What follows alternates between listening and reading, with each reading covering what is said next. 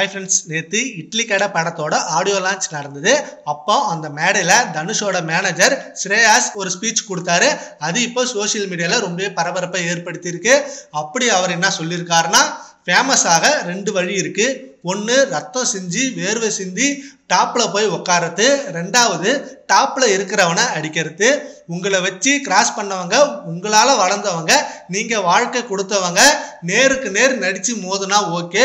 ஒரு கம்ப்யூட்டர் பின்னாடி உட்காந்து பேசுறது அப்படின்றதெல்லாம் சரியில்லை அப்படின்னு சொன்னதுமே அந்த அரங்கத்தில் இருக்க தனுஷோட ரசிகர்கள் ரொம்ப நேரம் ஆரவாரம் செஞ்சாங்க. அண்ட் தனுஷோட முந்தைய படம் குபேரா தமிழ்நாட்டில் அதிகம் ட்ரோலை செஞ்சிச்சது. அது பற்றி தான் இப்போ தனுஷோட மேனேஜரும் பேசியிருக்காரு. அண்ட் தனுஷால வளர்ந்த முன்னணி நடிகர்னா இப்படி தாக்கி பேசுறதா அப்படின்னு இணையதளத்தை பேச்சு எழுந்திருக்கு. அப்படி தனுஷால வளர்ந்த முன்னணி நடிகர்னு பார்த்தா சிவகார்த்திகேயன் தான். அண்ட் சிவகார்த்திகேயன் தான் டைரக்டா அட்டாக் பண்ணி பேசியிருக்காங்க. அண்ட் அவரை தொடர்ந்து தனுஷ் அவர்களும் செம்மையான ஸ்பீச் கொடுத்தாரு. சின்ன வயசுல எனக்கு தினமும் இட்லி சாப்பிடணும் அப்படின்னு ஆசை இருக்கும், ஆனா கையில காசு இல்லை. காலையில வயல்ல பூ பறிக்க வேலைக்கு சென்றா 2 ரூபா அல்லது 2.5 ரூபா சம்பளமா கொடுப்பாங்க. அந்த பணத்தை தான் எடுத்துக்கிட்டு 4 இல்லை 5 இட்லி வரும், அதை சாப்பிடுவான். அப்படி உழைத்து சாப்பிட்ட டேஸ்ட் இப்போ பெரிய பெரிய ரெஸ்டாரண்ட்ல சாப்பிடும்போது கிடைக்கல. அந்த இட்லி கடைக்கு இப்போதும் போனால் அதை வைத்து ஒரு படம் எடுக்கணும் அப்படின்னு எனக்கு தோன்றுது.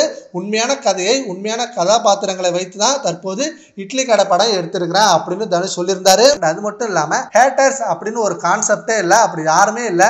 எல்லாருமே எல்லா படமும் பார்ப்பாங்க. யாரு ஹேட்டர்ஸ்னு எனக்கு சொல்லுங்க. அப்படி யாருமே கிடையாது. ஒரு குறிப்பிட்ட 30 பேர் தாங்கள் பிழைப்பதற்காகவோ வேறு எதற்காகவோ 300 ஐடியை வைத்துக்கொண்டு பரப்புவதான் ஹேட். அதெல்லாம் ஒண்ணுமே இல்லை. அந்த 30 பேரும் போய் படம் பார்ப்பாங்க அப்படின்னு ஹேட்டர்ஸ்க்கும் செம்மையான ஸ்பீச் கொடுத்தாரு. சரி, ஓகே ஃப்ரெண்ட்ஸ், இதை பற்றி உங்க ஒப்பீனியன் நம்ம கமெண்ட் பாக்ஸ்ல கமெண்ட் பண்ணுங்க. Thank you friends.